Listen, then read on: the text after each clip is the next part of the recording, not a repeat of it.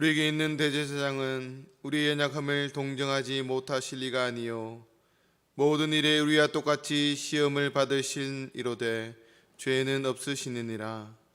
그러므로 우리는 긍휼하심을 받고 때를 따라 돕는 은혜를 얻기 위하여 은혜의 보좌 앞에 담대히 나아갈 것이니라. 아멘. 처음과 나중이 되시는 하나님 아버지, 지난 한 주간 우리의 마음과 생각을 지켜주시고 우리의 발걸음이 실족하지 않도록 진리 가운데로 인도하여 주신 은혜에 감사를 드립니다. 주님께서 베풀어 주신 은혜가 아니면 저희들은 한순간도 살아갈 수가 없습니다. 하나님의 은혜로 살았던 저희들이 거룩한 주일을 맞이하여 성전으로 나와서 우리 몸을 거룩한 산제사로 삼아드리는 이 예배를 받아 주옵소서. 예수님의 이름으로 기원하옵나이다. 아멘.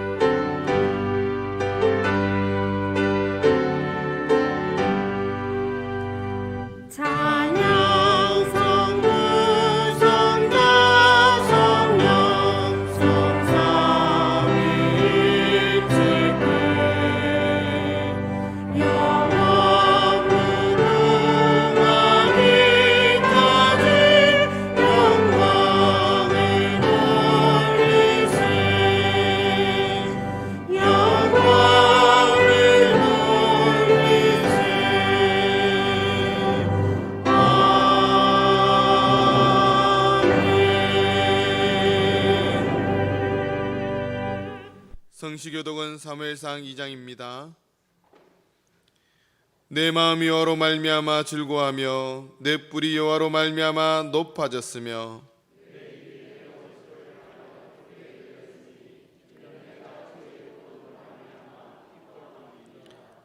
여호와와 같이 거룩하신 이가 없으시니 이는 주밖에 다른 이가 없고 우리 하나님 같은 반석도 없으심이니이다.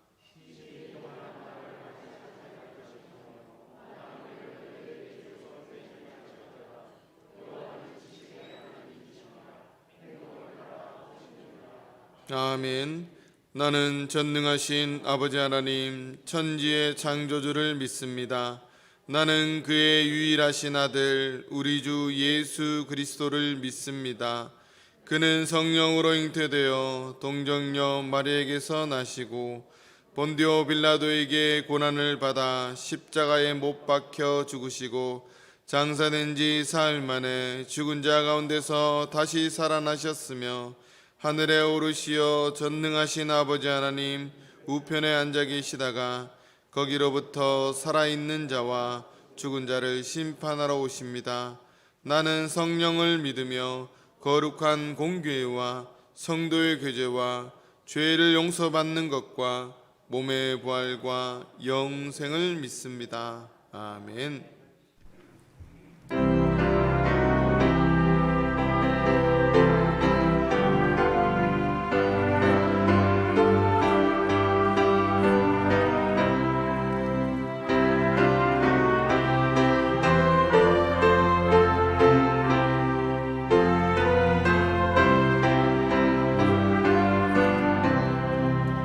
주 나의 믿음 평안이시니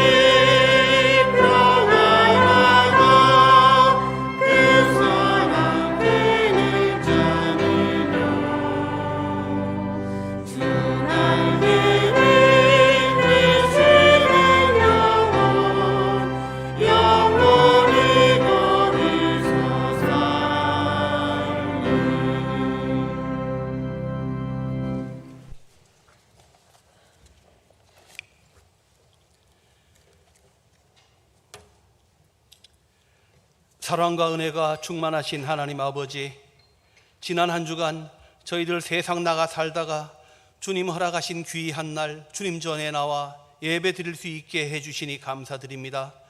온 천지가 화려한 단풍으로 물들고 오곡백과가 풍성하게 열매 맺어 기쁨으로 추수하는 넉넉한 계절에 세상과 더불어 살아가고 있는 저희들, 언제나 예수 믿는 사람의 모습으로 살아가고 싶지만 연약하고 부족한 심성으로 인해 때로는 주님 보시기에 안타까울 때도 있고 부끄러운 모습 보여드릴 때도 많았습니다.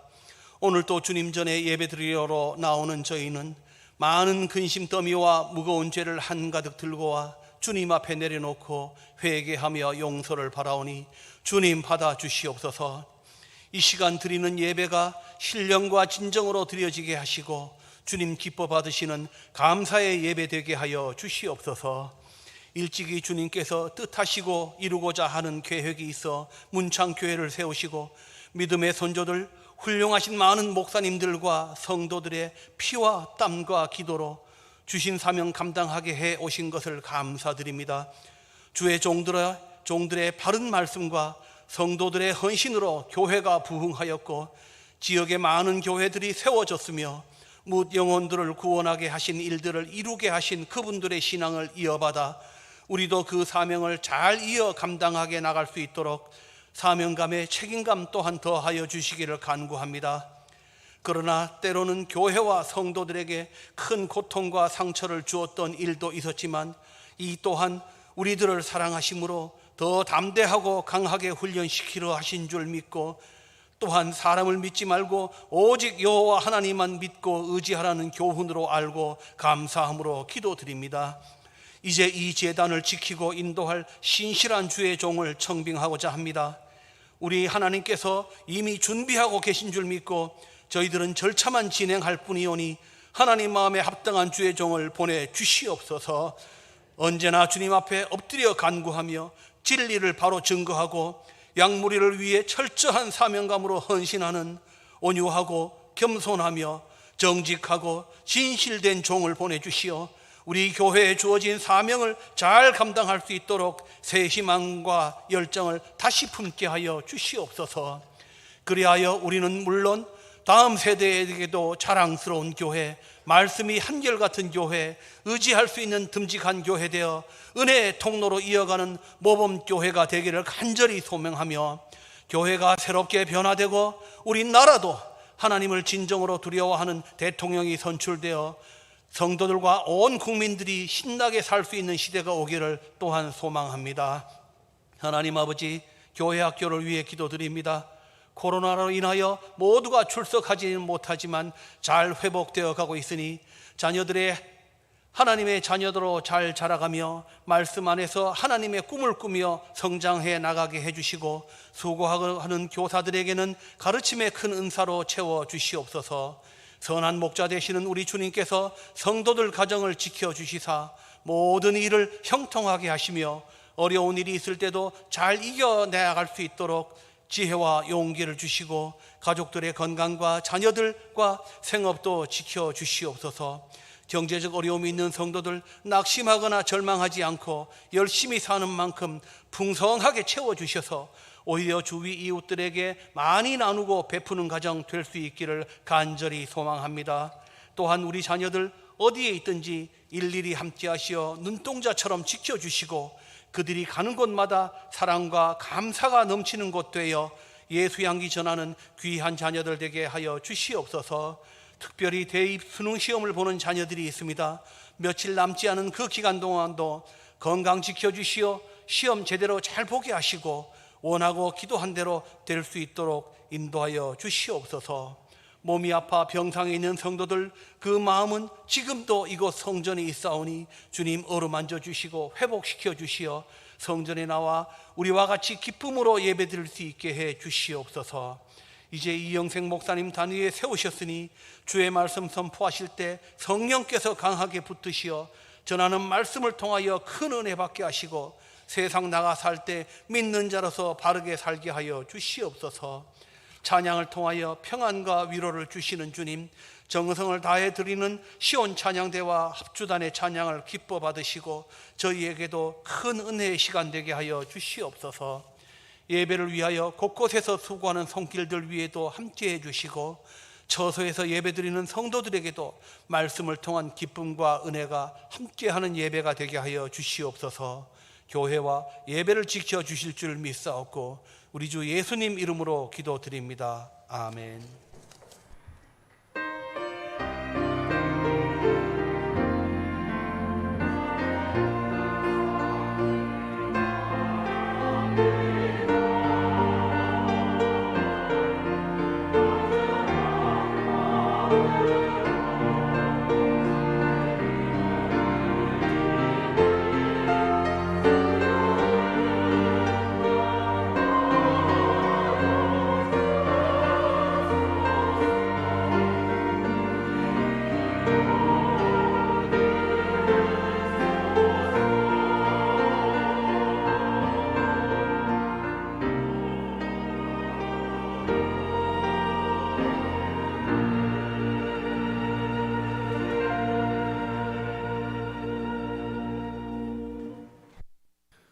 오늘 우리에게 주시는 하나님의 기록된 말씀은 구약성경 사무엘상 16장 5절에서 13절까지의 말씀입니다. 제가 가진 성경은 구약성경 434면입니다. 이제 구약성경 사무엘상 16장 5절에서 13절까지의 말씀을 봉독할 때 하나님의 말씀으로 경청하시기 바랍니다. 이르되 평강을 위함이니라. 내가 여호와께 제사하러 왔으니 스스로 선결하게 하고 와서 나와 함께 제사하자 하고 이새와 그의 아들들을 선결하게 하고 제사에 청하니라. 그들이 오매 사무엘이 엘리압을 보고 마음에 이르기를 여호와의 기름 부으실 자가 과연 주님 앞에 있도다 하였더니 여호와께서 사무엘에게 이르시되 그의 용모와 키를 보지 말라. 내가 이미 그를 버렸노라. 내가 보는 것은 사람과 같지 아니하니 사람은 외모를 보거니와 나 여호와는 중심을 보느니라 하시더라. 이새가 아비나답을 불러 사무엘 앞을 지나가게 하매 사무엘이 이르되 이도 여호와께서 택하지 아니하셨느니라 하니 이새가 산마로 지나가게 하매 사무엘이 이르되 이도 여호와께서 택하지 아니하셨느니라 하니라. 이새가 그의 아들 7을 다 사무엘 앞으로 지나가게 하나 사무엘이 이새에게 이르되 여호와께서 이들을 택하지 아니하셨느니라 하고 또 사무엘이 이새에게 이르되 내 아들들이 다 여기 있느냐. 이새가 이르되 아직 막내가 남았는데 그는 양을 지키나이다. 사무엘이 이새에게 이르되 사람을 보내 그를 데려오라. 그가 여기 오기까지는 우리가 식사 자리에 앉지 아니하겠노라. 이에 사람을 보내어 그를 데려오매 그의 빛이 붉고 눈이 빼어나고 얼굴이 아름답더라. 여호와께서 이르시되 이가 그니 일어나 기름을 부으라 하시는지라. 사무엘이 기름 뿔병을 가져다가 그의 형제 중에서 그에게 부었더니 이날 이후로 다윗이 여호와의 영에게 크게 감동되니라. 사무엘이 떠나서 라마로 가니라. 아멘.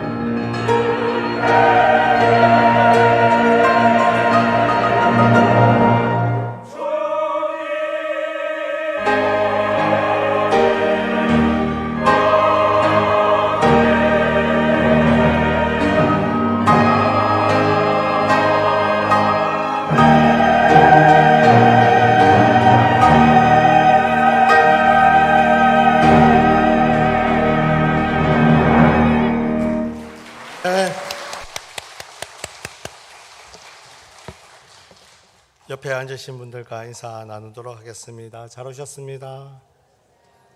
예, 너무 잘 오셨습니다. 오늘 또 하나님의 은혜가 여기 앉아 계신 모든 분들에게 임하기를 간절히 축원합니다. 아름답다는 말은 인간이 느낄 수 있는 눈과 귀에 즐거움과 만족을 줄 때 쓰이는 말입니다. 그래서 아름다운 것을 보면 감탄을 하면서 입에서는 아름답다라는 말이 자기도 모르게 나오는 경우도 있습니다. 아주 멋진 공간에 가거나 경치가 좋은 곳에 가면 우리 자신도 모르게 그런 감탄사가 나오지 않습니까? 아, 너무 아름답고 멋진 광경이야 라고 얘기하는 경우도 있습니다. 같은 음식이라도 그냥 일반 그릇에 나오는 것보다 반짝반짝하고 금태가 두르고 청한빛을 가진 그릇에 아주 가지런하게 플레이팅이 돼서 나오면 정말 맛있게 보입니다. 음식은 똑같은 맛인데도 똑같은 종류라고 그렇게 차이가 납니다. 또한 사람도 마찬가지입니다. 화장을 해서 꾸미면 다른 사람처럼 느껴지는 경우도 있습니다. 그래서 인류가 정착하고 문화라는 것을 만들어 꽃피우기 시작할 때부터 아름다움이라는 것은, 아름답다라는 것은 인류와 공존하는 말이 되었습니다. 그렇다면 아름다움을 표현하는 화장의 경우에는 얼마나 오래전부터 시작된 것일까요? 가장 오래된 증거는 스페인 남부 무르시아 지방에서 발견된 조개 껍데기입니다. 조항 질량이라는 교수가 이끄는 브리스톨 대 연구팀은 2010년에 무르시아 유적에서 발굴한 조개 껍데기에서 화장품으로 추정되는 물질을 찾아내었습니다. 지금으로부터 약 5만 년 전 네르테리탈인들이 사용했던 그 화장이 최초의 증거라고 주장합니다. 굉장히 오래되었죠. 그리고 로마 시대에는 남자들이 화장을 많이 했습니다. 요즘에는 남자들도 화장을 하는 시대가 되었습니다. 그래서 화장을 하면 이쁘게 잘 화장이 먹는 남자도 있습니다. 또한 문구를 고른다고 해도 이쁘거나 아름다운 형태를 갖는 문구를 많이 고릅니다. 사진을 한번 보겠습니다.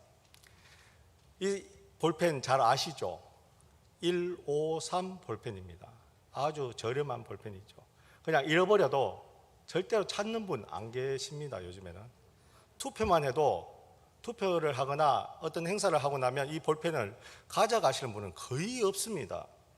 두 번째 사진을 보겠습니다. 예, 아주 이쁘죠? 예, 153 볼펜입니다.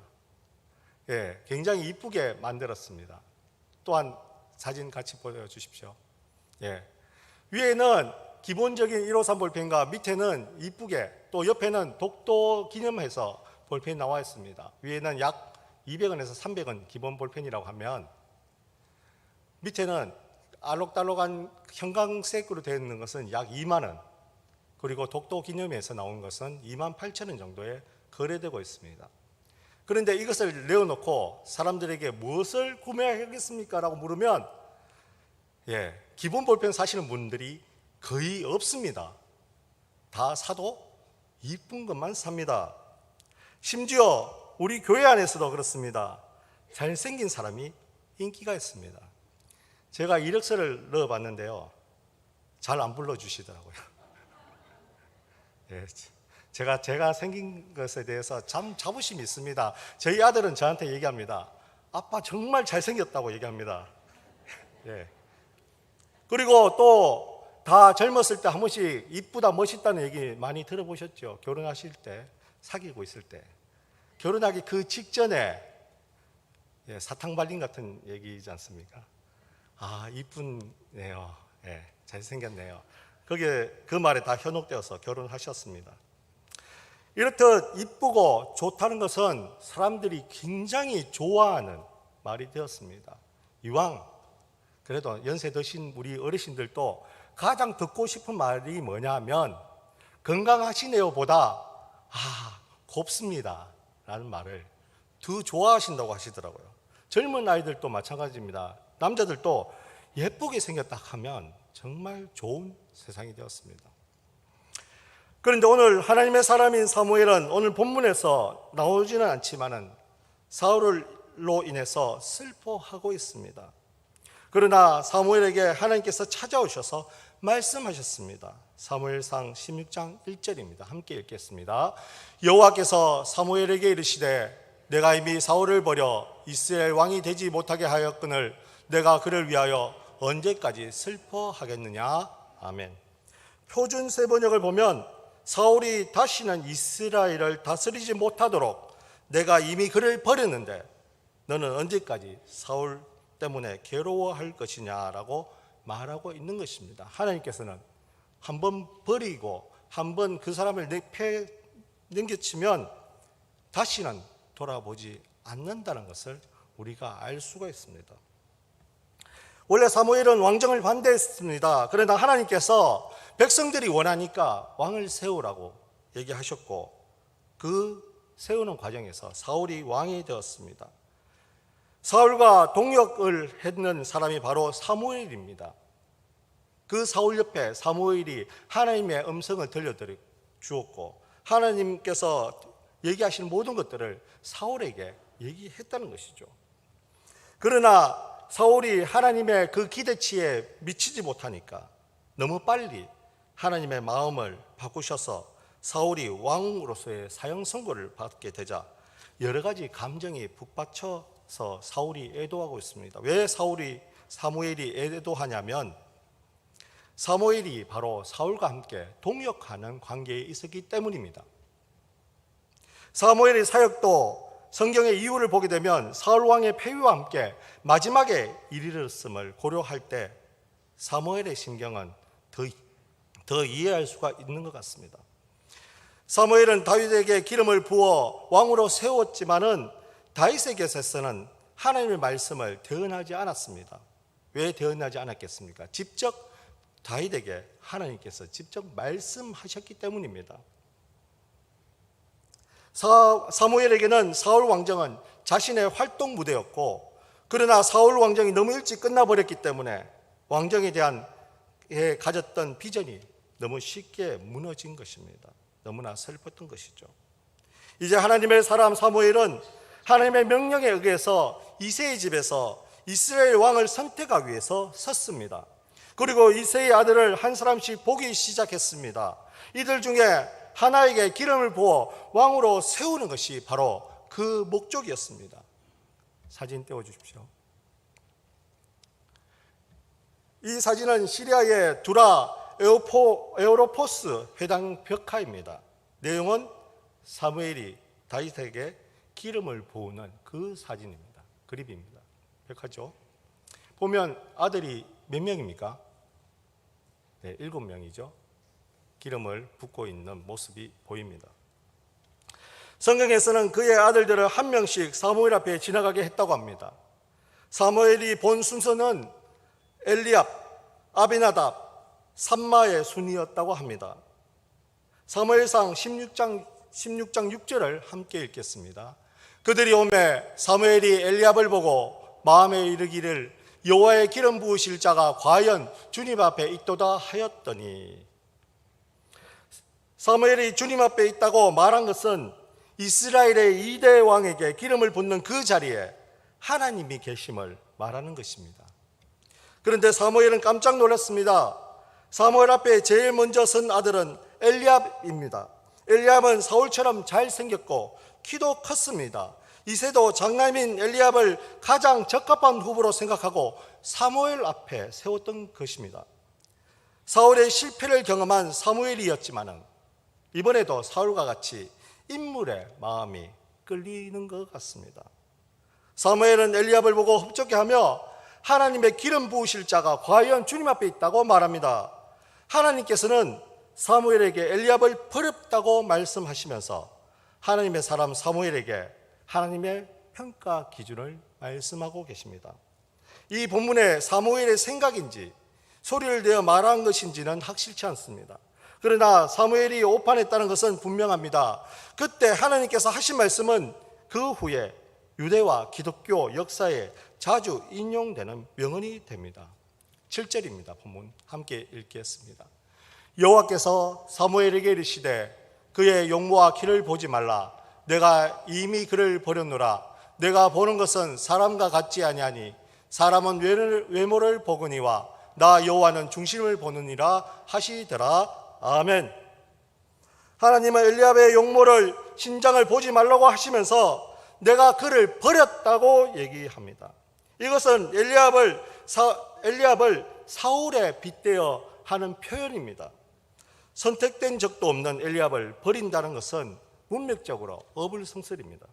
그러나 엘리압의 외모와 신장이 사울을 강하게 연상시키기 때문에 그를 버렸다는 표현으로 사울에 대한 하나님의 판단을 다시 확정하는 효과를 나타내고 있다는 얘기입니다.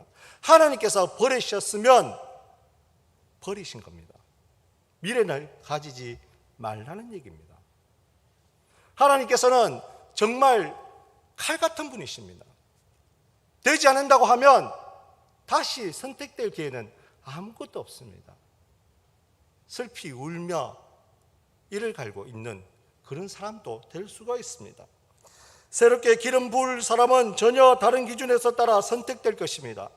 사울이 외모로 뽑혔다면 새로운 이스라엘 왕은 중심으로 뽑힐 것이라고 말씀하시는 것입니다. 사람들이 요구한 왕이자 자원한 왕이 사울이었다면 새 왕은 하나님이 선택하시는 동시에 하나님이 직접 찾아낼 왕이기 때문입니다. 이에 이새는 아비나답과 삼마를 사무엘 앞에 서게 했습니다. 하나님은 사무엘에게 그들도 택하지 않으셨다고 말씀합니다. 엘리압의 경우에는 버렸도다라고 하셨지만은 이 두 사람에게는 택하지 아니했다라고 말씀하시는 것을 보면 이 문맥적으로 굉장히 재미있게 표현해 놓았다고 얘기할 수가 있습니다. 이름이 언급되지 않은 나머지 아들들도 모두 사무엘 앞에 지나갔지만은 하나님께서는 전과 동일하게 택하지 아니하셨습니다. 7명이 다 지나갔다는 말과 숫자 7이 주는 완전성의 이미지 때문에 이새가 보여줄 아들이 이제 남지 않은 듯 합니다. 그러나 하나님께서는 분명히 이새의 아들들 가운데 하나를 왕으로 예언하셨다고 하지 않으셨습니까? 정말 이 아들들이 전부인가요? 사무엘이 이새에게 한 질문이 11절에 기록되어져 있습니다. 역대상 2장 13절과 15절에 따르면 이새의 아들들은 모두 몇 명입니까? 7명입니다. 그러나 사무엘상 16장 10절과 17장 12절은 다윗에게는 7명의 형제가 있었다고 합니다. 다윗은 7번째가 맞습니까? 아니면 8번째가 맞습니까? 어떤 학자들은 다윗이 8번째 아들인데 역대상 저자가 그를 7번째로 만들었다고 주장하는 사람들이 있습니다. 이것은 역대서 저자의 족보에 대한 관심과 일치하는데 보통 족보에서 7번째를 언급하는 사람이 가장 중요한 사람이기 때문입니다. 한편 다윗이 본래 7번째 아들인데 사무엘서 저자가 문학적 메시지를 위해서 8번째로 만들었다고 주장하는 사람들도 있습니다. 그들에 따르면 다윗이 7아들에 속하지 않았다는 말은 바로 기대 밖의 인물, 뜻밖의 인물이라는 뜻을 인상을 주기 위한 특별한 존재라는 것을 나타낸다는 것이죠. 그런데 우리가 여기서 한번 짚고 갈 문제가 있습니다. 성경은 틀리지 않았습니다. 분명히 맞습니다. 문제는 원본이 존재하지 않습니다. 그렇기 때문에 이렇게 사본이 갖고 있는 약간의 명점이라고도 표현할 수도 있고 번역하는 과정에서 문제가 생겼다고 얘기할 수도 있습니다. 분명한 것은 원본이 존재하지 않기 때문에 성경이 틀렸다고 얘기할 수 없다는 얘기입니다. 사무엘은 이새에게 다른 아들이 없는지 물었습니다. 이때 이새가 막내라고 언급하고 있다는 얘기입니다. 사무엘은 막내가 남았다는 말에 사라졌던 희망이 되살아나는 것을 느꼈습니다. 막내로 번역된 히브리어 카탄을 직역하면 작은 자라는 뜻을 갖고 있습니다.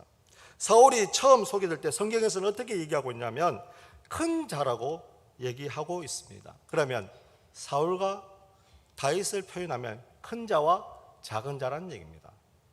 완전히 대비되는 상황을 묘사하고 있습니다. 그 작은 자는 왕이 될 가능성이 거의 없는 사람같이 느껴집니다. 이것을 잘 반영한 것이 그는 양을 치고 있습니다라는 이새의 말입니다. 우리가 양떼 목장에 대한 로망이 좀 있습니다. 양떼 목장 가보셨습니까? 예, 저는 언젠가 남해에 있는 양떼 목장에 갔습니다. 멀리서 보니까 양을 보니까 왠지 말을 잘 들을 것 같고 깨끗할 것 같고 좀 좋아 보일 것 같아서 가까이 갔는데 웬걸입니까? 아주 더럽고 난폭하고 음식을 나눠주니까 근처를 나눠주니까 자기들끼리 싸워요. 그리고 또 양을 만지려고 들어가니까 그 더러운 몸을 가지고 제 바지를 자꾸 부비는 겁니다. 굉장히 좀 기분이 안 좋았습니다. 또한 막 양이 한 번씩 일어날 때 막 밟을 것 같아서 굉장히 싫었습니다. 양에 대한 이미지는 순결하고 순정적이라는 이미지를 갖고 있습니다. 그러나 실제로 본 양은 더럽고 깨끗했습니다. 더럽웠습니다. 깨끗했다는 얘기가 아니죠. 당시 고대 이스라엘에서는 양을 치는 목동은 3D 업종과 같았습니다. 더럽고 냄새나고 힘든 업종이었습니다. 다윗은 평생 부모 곁에서 잔심부름이나 하고 목축을 할 인물로 여겨졌고 그 형들에 비해서 작은 자로 불렸던 사람입니다. 사울의 직업은 농부였습니다. 농부는 그 당시에 굉장히 좋은 직업이었습니다. 고대 농업은 최첨단 산업이었고 목축과 달리 농업을 하려면 관계시설, 사회간접 자본이 확보되어야 합니다. 또한 강우를 예측하고 각종 병충해에 대해서 대비해야 되기 때문에 굉장히 부유한 사람들이었습니다. 농업이 발전해야지만 왕이 도시를 건설할 수 있었습니다. 농업에 해박한 사울의 이미지는 그를 당시의 관점에서 최고의 후보로, 왕의 후보로 만들었습니다. 그러나 다윗은 당시 도시인이 뒤떨어진 산업으로 인식한 목축업을 하고 있었다는 것이죠. 이런 직업의 차이도 바로 다윗과 사울이 전혀 다른 왕이 될 것이라는 것을 암시하고 있는 것이죠. 그러나 다윗을 목동으로 소개하는 이새의 말은 아이러니하게도 그가 이상적인 왕이 될 것을 암시하고 있는데 성경에서 이상적인 지도자는 바로 목자로 비유했습니다. 고대 근동의 왕들도 자주 자신을 목자로 비유했습니다. 목자가 양의 필요를 채우고 그 양들을 지키듯이 왕은 백성을 지키고 백성들이 필요한 모든 것들을 채워주는 사람이기 때문에 그런 이미지를 갖게 되었다는 얘기죠. 그렇게 하면 작은 자 다윗은 다시 말하면 왕으로서는 최고의 이미지를 갖게 된다는 얘기입니다. 하여튼 사무엘과 나머지 형들은 다윗이 올 때까지 기다려야 했습니다. 얼마나 지났을까요? 막내가 드디어 들어옵니다. 그런데 놀라운 일이 생겼습니다. 오늘 성경 말씀에 그의 외모에 대해서 얘기하고 있습니다. 하나님은 외모가 아니라 중심을 보신다고 하셨는데 이새의 7 아들 모두 거절하셨는데 성경의 저자는 다윗의 눈부신 외모를 처음으로 언급하면서 역설적으로 표현하고 있습니다. 그는 피부가 붉고 눈이 아름답고 외모가 준수했다. 신장에 대한 언급만 없었을 뿐 오히려 외모에 대한 칭찬은 사울 때보다 더 자세하게 서술되어져 있었습니다. 외모를 보시지 않는다는 말은 키를 보지 않는다는 얘기일까요? 붉은 피부, 아름다운 눈, 그리고 준수한 외모, 하나님께서 보시겠다 하는 중심과 무슨 관계가 있을까요? 저는 아들 시온이가 좀 똥똥하지만은 남들이 볼 때는 좀 똥똥한 사람으로 보이지만은 저는 굉장히 이뻐 보입니다. 굉장히 이뻐 보입니다. 제 아내도 굉장히 이뻐 보입니다. 그래서 결혼했습니다. 하나님께서 마음에 들어하는 사람이 되면 그 외모에 대한 그렇게 바꿔주시는 것 같습니다. 마음을 바꿔주시든지 외모를 바꿔주시든지 하나님께서 책임져 주신다는 얘기입니다. 하나님께서 사랑하는 사람이 되면 그는 사람들이 사랑하는 사람이 되어진다는 얘기입니다. 사랑해 보셨지 않습니까? 결혼하시기 전에 사랑하셨을 때 예뻐 보이시던가요? 자신이 없으시네요. 굉장히 이뻐 보이지 않습니까? 아마 결혼하시기 전에 그때가 최고의 미모를 다 품고 다니셨을 겁니다. 세상 말로 왕년에 다 한미모 하셨죠. 하나님의 영이 함께 한다는 말의 의미가 이런 의미가 아닐까 생각합니다. 바로 하나님의 영이 함께하면 모든 것이 아름답게 바뀐다는 얘기입니다. 사무엘도 다윗을 보는 순간 이런 생각이 스쳐져 갔을 것입니다. 하나님이 영이 사무엘의 눈을 밝혀주셨는 것 같아요. 그러나 하나님께서는 즉각 사무엘에게 이가 그니 일어나 그에게 기름을 부으라고 명하십니다. 이에 사무엘은 기름을 뿔에 취하여 다윗에게 기름을 부었는데 이 광경을 목격한 사람은 이새와 그 아들들 뿐이었습니다. 즉 비밀리에 기름을 부어주셨다는 거죠.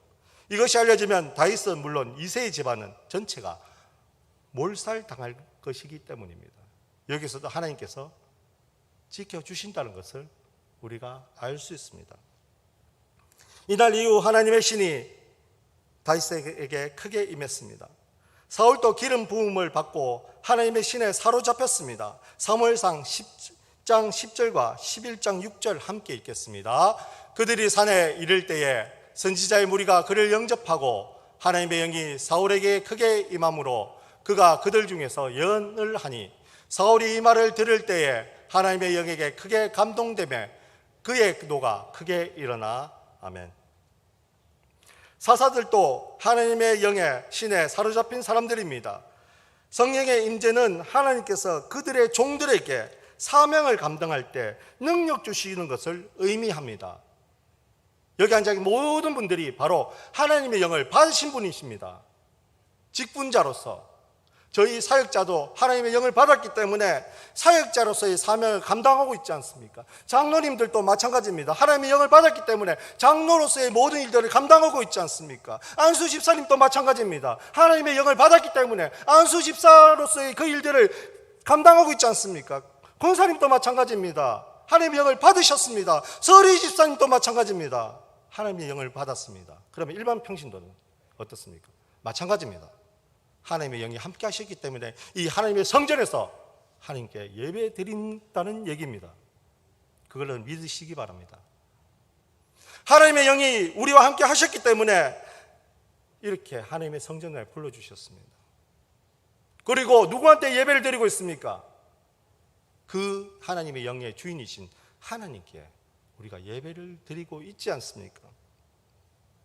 그 직분의 속에서 잘 감당하시면 하나님의 영이 함께 하시고 하나님의 은혜가 함께 하신다는 것을 꼭 기억하시기 바랍니다. 그러나 다윗에게 임한 하나님의 영은 사사들이나 사울의 경우와 조금 달랐습니다. 다윗에게 임한 영은 지속적으로 역사하셨습니다. 오늘 본문 13절입니다. 함께 읽겠습니다. 사무엘이 기름 뿔병을 가져다가 그의 형제 중에서 그에게 부었더니 그날 이후로 다윗이 여호와의 영에게 크게 감동되니라. 사무엘이 떠나서 라마로 가니라. 아멘. 이날 이후로 지속적으로 하나님의 신이 다윗에게 강하게 임재했다고 증거하고 있습니다. 다윗은 이제 하나님의 영이 깃든 특별한 존재가 되었다는 얘기입니다. 직분자로서 하나님을 믿는 자녀로서 우리가 이곳에 왔다는 것 또한 마찬가지입니다. 하나님의 영이 우리와 함께 하시기 때문에 이곳에 오셔서 큰 은혜를 받는다는 얘기입니다. 직분 받는 것에 대해서 또한 여러 가지 봉사하는 것을 받은 것에 대해서 내가 능력이 있어서 받았다고 생각하지 마십시오. 하나님의 영이 함께 하시기 때문에 내가 그 직분들을 감당한다고 생각하시기 바랍니다. 그렇기 때문에 우리는 그 하나님의 영과 함께 생활해야 됩니다. 다윗의 경우에는 그가 하나님의 영이 그 집안과 늘 함께 했다는 것을 우리가 알고 있지 않습니까? 범죄했을 때 너희 아버지, 너희 손주 다윗을 봐서 내가 참는다, 용서한다는 말을 굉장히 많이 하지 않습니까? 그 집안에 하나님의 영이 떠나지 않고 늘 함께 했기 때문입니다. 그렇다면 하나님의 영이 어떻게 되어야 되겠습니까? 우리와 늘 함께 해야 되지 않겠습니까? 우리 집안에 늘 함께 하셔야 되지 않겠습니까? 우리와 함께 우리 모든 가족들이, 우리의 친척들이 함께 해야 되지 않겠습니까? 그것이 바로 축복받는 다윗의 집안의 비밀이 됩니다. 또 하나 재미있는 것은 사울의 기름 부음 장면과 달리 사무엘은 다윗의 왕위 증명과 확정에 대한 특별한 지시를 내리지 않았다는 것입니다. 사무엘은 추가적인 지시 없이 바로 라마로 돌아갑니다. 사울에게는 사람이 붙어 있었지만 다윗에게는 누가 붙었습니까? 하나님께서 직접 말씀하신다는 얘기입니다. 우리가 사람을 의지해서 이 세상을 살아갈 수 없습니다. 바로 하나님을 의지해야 되는 이유가 여기에 있습니다. 하나님을 의지하면 우리를 버리지 않는다는 얘기입니다. 왜? 영원히 존재하시는 분이시고 영원히 이 세상을 창조하신 분이시기 때문입니다. 이것은 사무엘이 다윗왕을 섬길 선지자가 아니라는 사실을 말씀하고 있기 때문입니다. 사무엘의 사명은 다윗에게 기름 붓는 데까지 그것이 그의 사명이었습니다. 사울과는 달리 하나님이 직접 왕의 등극 과정을 지시하시고 그에게 하나님의 영을 부어 적극적으로 지시하신다는 것입니다. 다윗은 직접 하나님께 응답을 받으며 그 과정을 진행해 가게 되었습니다. 그렇기 때문에 우리가 성경의 다른 부분을 읽어보면 다윗과 하나님과의 관계가 그렇게 나타나는 것입니다. 오늘 말씀 속에서 크게 세 가지 중요한 것을 찾아보았습니다. 첫 번째는 사람을 선택하기 전에 하나님께 제사를 드렸다는 얘기입니다. 두 번째는 하나님께서 이스라엘 왕을 선택하셨고 세 번째는 선택한 자에게 하나님의 영이 함께 하셨다는 얘기입니다. 저희 교회도 지금 본문의 말씀처럼 이스라엘에게 새롭게 왕을 세우듯이 새로운 담임 목사님을 세워야 합니다. 오늘 말씀에 모든 방법이 들어 있습니다. 지금 토요일마다 기도회를 열어서 열심히 기도하고 있습니다. 하나님께서 마음에 합한 자를 보내달라고 한 마음을 모아서 기도하고 예배를 드리고 있습니다.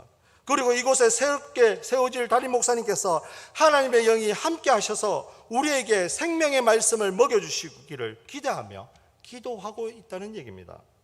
어쩌면 우리 생활에도 필요한 부분입니다. 기도하며 하나님 앞에 나오며 하나님의 말씀에 마음에 드는 생활을 하며 늘 하나님의 마음에 합한 자로 생활할 수 있도록 해야 된다는 얘기입니다. 그러면 우리에게 하나님의 영을 부어주신다는 것을 알 수가 있습니다. 하나님의 영을 꼭 받으시기 바랍니다. 13절의 말씀처럼 하나님의 영의 감동은 하나님의 일을 하는 모든 사람들이 받아야 하는 것입니다. 하나님의 일을 하는 모든 사람들, 교회 일을 하는 사람도 마찬가지지만은 이 세상에서 하나님을 믿는 모든 자녀들은 교회 안에 있든지 교회 밖에 있든지 하나님의 영광을 위해서 생활하는 사람입니다.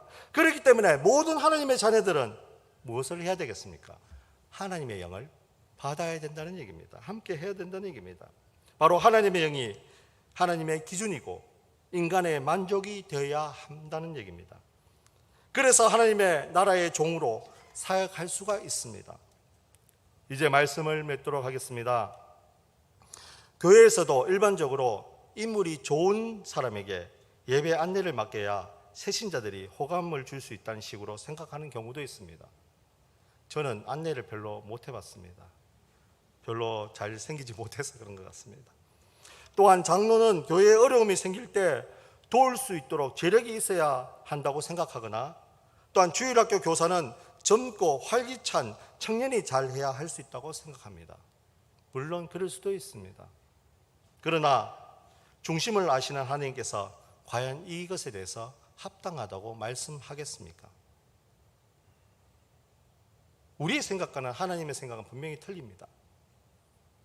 내가 그 일을 감당하는 것은 하나님께서 복 주시기 위해서, 하나님의 영을 주시기 위해서 우리에게 맡겨주신 것입니다. 나는 잘 못해.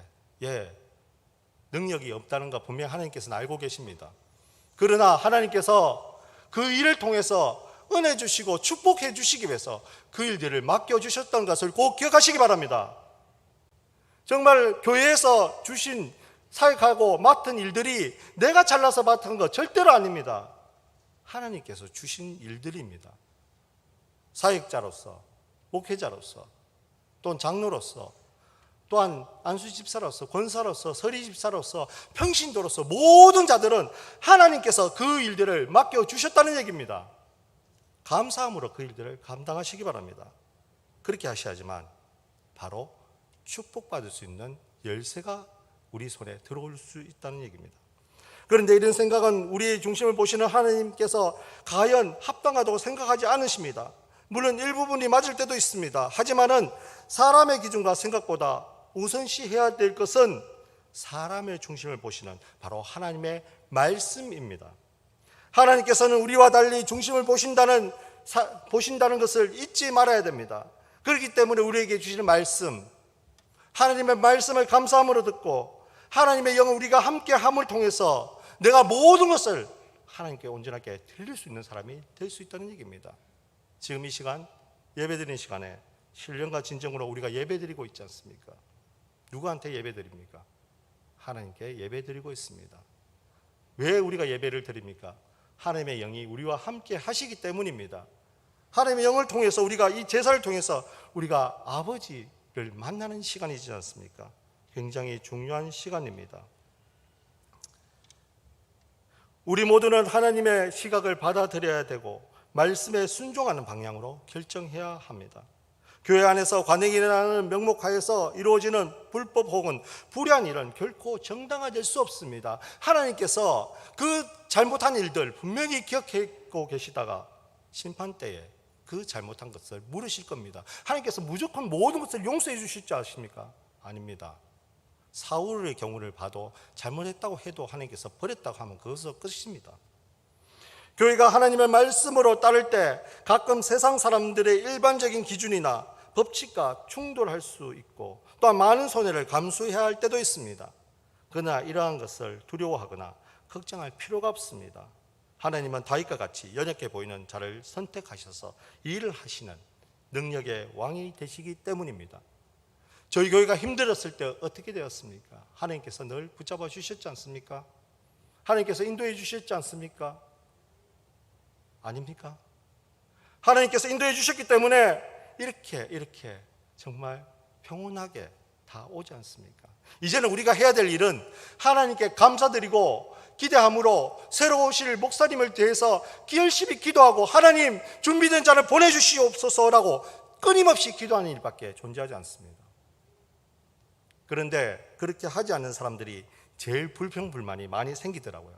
기도에 한번 오지 않고 목사님에 대해서 한 번도 기도하지 않은 사람들이 제일 불평불만이 많이 생기더라고요. 그런데 하나님께서는 그 불평불만에 대해서 꺾으실 것입니다. 왜? 하나님께서 선택하셨는데 왜 불평불만을 한다는 얘기입니까? 그렇다면 우리가 오늘 이 말씀을 통해서 알 수 있는 것은 먼저 예배를 통해서 하나님 앞에 나가는 것이 필요하고, 두 번째는 우리가 하나님께서 선택한 사람을 위해서 기도해야 되는 것이고, 물론 인사위원회를 위해서 기도하셔야 됩니다. 그리고 세 번째, 하나님의 영이 함께 하기를 늘 기도하셔야 된다는 얘기입니다. 우리가 이러한 하나님의 능력을 확신하면 말씀의 순종에 담대히 나가며 하나님의 기준과 인간의 만족을 다 충족할 수 있는 믿음의 사람이 될 것입니다. 오늘 이 말씀 기억하시고 정말 하나님께서 모든 것들을 다 준비해 놓으셨습니다. 이제 우리는 그것을 위해서 기도하며 기다리며 하나님의 영을 바라면서 기도하는 방법밖에 없습니다. 오늘 이 말씀 기억하시고 정말 오로지 하나님을 바라보고 그 말씀대로 하나님께서 결정해 주신다고 믿고 의지해 나갈 수 있는 우리 믿음의 가족들 되셨으면 좋겠습니다. 기도하겠습니다. 사랑이 많으신 하나님 아버지 감사드립니다. 정말 하나님 너무나 감사드립니다. 어렵고 힘든 가운데서도 주님께서 모든 것들 붙잡아 주심을 감사드립니다. 이제는 하나님의 말씀만 듣겠습니다. 하나님께서 선택해서 보내주신 사람을 기대하며 기다리겠습니다. 우리는 기도하겠습니다. 우리는 예배하겠습니다. 하나님 무릎 꿇을 수 있도록 도와주시옵소서. 하나님께서 주신 그 분 정말 위해서 기도하겠습니다. 하나님께서 준비하신 분을 위해서 기도하겠습니다. 정말 하나님 아버지 우리에게 보내주셔서 이 문창교회가 더 하나님께 사로잡히고 하나님께 주신 사명들을 잘 감당할 수 있는 교회 될 수 있도록 축복해 주시옵소서. 예수님 이름으로 기도드리옵나이다. 아멘.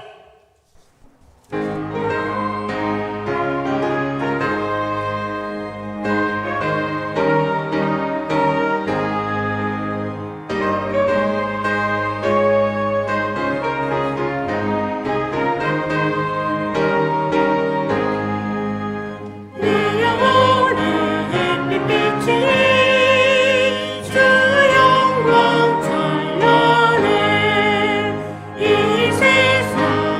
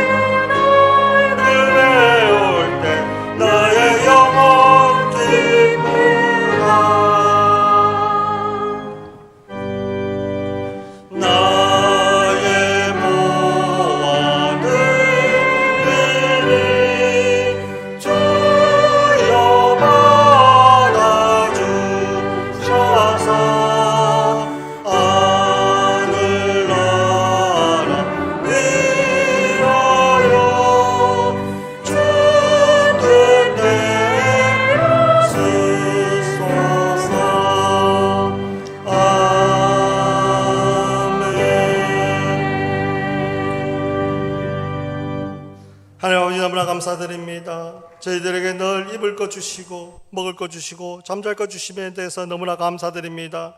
정말 하나님의 은혜가 너무나 크고 넘치지만은 하나님, 우리가 어떻게 감사함으로 주님 앞에 드릴 수가 있겠습니까? 그렇지만 작은 정성 주님께 가지고 나와서 드렸습니다. 하나님, 그것이 쓰이는 곳곳마다 하나님의 나라가 임할 수 있도록 도와주시옵시고, 그것이 하나님의 향기가 날릴 수 있도록 도와주시옵시고, 또한 하나님께서 그 바친 손길 기억해 주셨다가 주님 천배로 갚아 주시옵소서. 예수님 이름으로 기도드리옵나이다. 아멘. 교회 소식 전하겠습니다. 오늘은 오순절 후 25번째 주일로 지키고 있습니다. 다음 주일은 추수감사 주일입니다. 설교는 김기현 원로 목사님께서 해주시겠습니다. 교회를 위한 전교인 기도회가 매주 토요일 오전 10시 2층 나사렛실에서 있습니다. 많이 오셔서 함께 기도하시고 함께 나누는 시간 되셨으면 좋겠습니다. 임명이 있습니다. 시온찬양대 합주단원 최소윤 오셨습니다. 플룻 연주자로 섬기겠습니다. 박수로 환영하겠습니다. 앉아주시기 바랍니다. 수학능력시험이 11월 18일 목요일 날 있습니다. 많이 기도해 주시기 바랍니다. 수험생들 명단이 나와 있습니다. 아이들 실수하지 않고 최선을 다해서 잘 칠 수 있도록 기도해 주시기 바랍니다. 전국 여전도회 연합회 달력을 배부하고 있습니다. 문의는 김난순 권사님께 해주시기 바랍니다. 구역장님께서 협조 부탁드립니다. 주차 광고가 있습니다. 교회 2층 주차장 중앙복도에 주차하신 분들은 예배 후 바로 이동해 주시기 바랍니다. 빈가된 성경 공부는 금지하고 있습니다. 주일 오후 예배는 가정 예배로 드리시기 바랍니다. 추가 광고가 있습니다. 각 부서와 기관 남녀 선교회에서는 총회를 하시고 결과를 사무실로 제출해 주시기 바랍니다. 교회에서 총회를 하실 때는 취식을 금지합니다. 절대로 드시면 안 됩니다. 교회 헌금계좌 참고해 주시고 성경 100동 운동 김공자 권사님, 박분용 권사님, 최미자 권사님, 김난순 권사님, 김영희 비권사님께서 한독씩 하셔서 누적이 101독이 되었습니다. 새벽기도 매일 성경 통독 참고해 주시고 수요예배 기도순서 참고해 주시기 바랍니다. 일어나셔서 날 권해 주신 주 감사하시고 축도하심으로 예배를 마치겠습니다.